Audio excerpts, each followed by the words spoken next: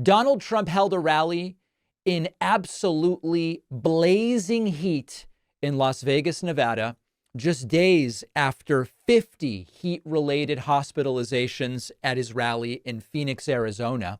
Remember, the reason he did the Phoenix rally midday is he had to get up to Silicon Valley for a high-priced fundraiser later at night. Donald Trump choosing to hold a rally in Las Vegas, Nevada, where temperatures were well over 100, and it was a disaster. Before the rally even started and Trump turned on his voters, we'll get to that in a moment, we had reports of dozens of medical patients and multiple transports to local hospitals. 100 people became so overwhelmed by the heat that they had to go to these medical cooling tents that they had set up. And this part of the story barely even getting any corporate media attention. And it's all with Trump not mentioning the people from Phoenix, didn't go to the hospital to see them and thank them for their support. Nope, he just flew off on his private jet to Silicon Valley after the Phoenix rally, and the exact same thing happening in Vegas. And you know what? Trump doesn't care about his voters. He even said it during this rally. Listen to this. By the way, isn't that breeze nice? Do you feel the breeze?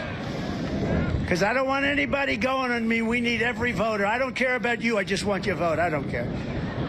See, now the press will take that and they'll say he said a horrible thing. Well, it's the truth. Trump really doesn't care about you or your family or your community or the Constitution if it's inconvenient or the rule of law if it's inconvenient. He cares about what is best for him. And I know that Trump is framing it as a joke, except Trump has no real sense of humor. So the degree to which he's ever joking is a question mark. But we know that this is true. He doesn't care about people who can't afford it donating money to him as long as they do. He doesn't care about people dropping like flies in the heat as long as they make it there in order to let him inflate the size of the crowd. And this was one of the most disastrous rallies Trump has ever done, glitching numerous times, time and time again, and the crowd increasingly confused by it. And no third, I'll tell you what. And no, I'll tell you what. What? What was he trying to say there? And no third, I'll tell you what. Oh, I think he was maybe going for third world country there. Is that maybe what he was going for there? Trump said that he's the guy who's really suffering from the heat. We don't have enough time. And now, by the way, it's 110, but it doesn't feel it to me, right? So we'll stay out here for a little while. If anybody gets tired, you'll let me know. And if anybody goes down, if you start going down, we have people, they'll pick you up right away. They'll throw water. You know, they were so worried. Everybody was so worried yesterday about you. And they never mentioned me. I'm up here sweating like a dog. Secret Service said, we have to make sure everyone's safe. I said, what about me? Oh, we never thought of that. Now, again, hey, guys, Trump's joking, but this is the truth. All this focus on the dozens of people that went down like flies because of the heat, possible heat stroke, hospitalized. But I'm up here sweating like a dog and nobody's talking about me. It all needs to be about me. I did everything right and they indicted me. At least the indictment was all about Trump. Trump also coming up with the term Hispanican. Hispanican, not Hispanic. Not Hispanic American, but Hispanican. Out war on the workers of America, especially African Americans and Hispanic Americans and African Americans. I kind of like that. I do consider myself Hispanican, if I'm totally upfront, right? Because, as you know, I came here from Argentina, where they're speaking languages no one's ever heard of, according to Donald Trump. Trump did rant about batteries and shark attacks, and I dare you to make sense of what Trump is saying here. And it must be because of MIT, my relationship to MIT. Very smart. He goes, I say, what would happen if the boat sank from its weight? Right. And you're in the boat and you have this tremendously powerful battery and the battery's now underwater. I think this is an attack on electric cars, but I'm not totally sure. And there's a shark that's approximately 10 yards over there. By the way, a lot of shark attacks lately. Do you notice that? A lot of shark. Yeah. I watched some guys justifying It's because of Sleepy Joe. it today. Well, they weren't really that angry. They bit off the young lady's leg because of the fact that they were not hungry, but they misunderstood who she was. Yeah. These people are crazy. He said there's no problem with sharks. They just didn't really understand a young woman swimming now really got decimated, and other people too. A lot of shark attacks. So I said, Yep.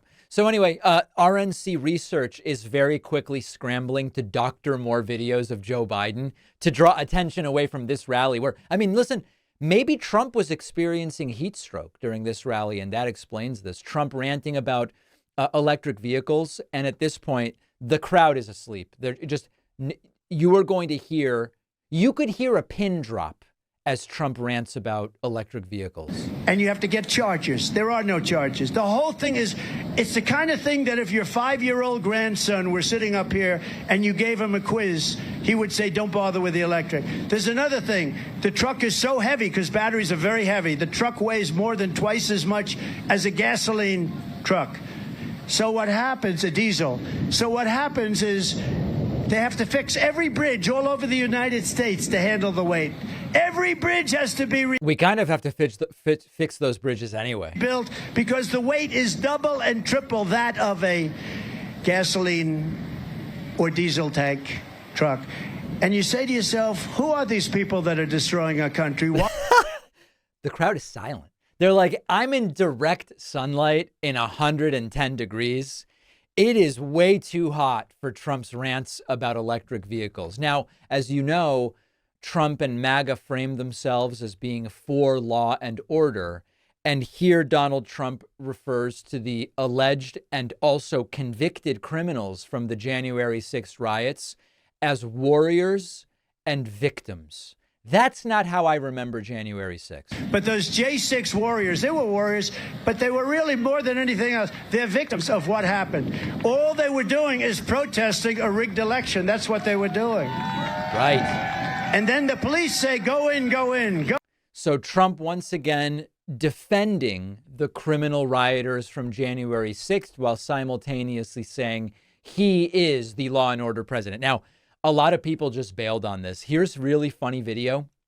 This is from Hal Sparks. And this is within 5 minutes of the speech starting. And people are just leaving. People with broken arms, people with walkers, people who, quite frankly, they really probably shouldn't have been out there in the first place in 110-degree heat. They're just leaving. Everybody's heading out, and you can hear Trump speaking in the background. It's so much easier. The only one that can't read a teleprompter is Joe Biden. Someone with a baby. I mean, what are you doing with a baby with no clothes in the 110-degree heat to listen to failed president, convicted felon Donald Trump? It's all disgusting.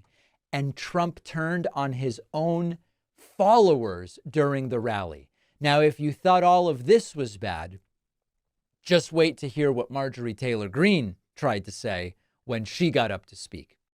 We've talked on the show about the various problems in the supplement industry, a major one being how the quality and freshness of what you're getting can vary, which is why for years I've turned to AG1. Our sponsor AG1 conducts relentless testing to set the standard for purity and potency. Just a single daily scoop of AG1 has your daily vitamins, minerals, and probiotics covered, conveniently replacing all your other supplements. And AG1 is constantly searching for how to improve. At 52 iterations of their formula and counting, their team is always trying to find better ways to source and test ingredients. AG1 was researched and developed by an in-house team of scientists, doctors, and nutritionists with decades of experience in their fields. AG1 is NSF certified for sport, one of the most rigorous independent quality and safety certification programs in the supplement industry. They obsess over product quality, the standards of manufacturing partners, and their sustainability practices. You can try AG1 and get a free year supply of vitamin D and K, plus 5 free AG1 travel packs at drinkag1.com/Pacman. The link is down below.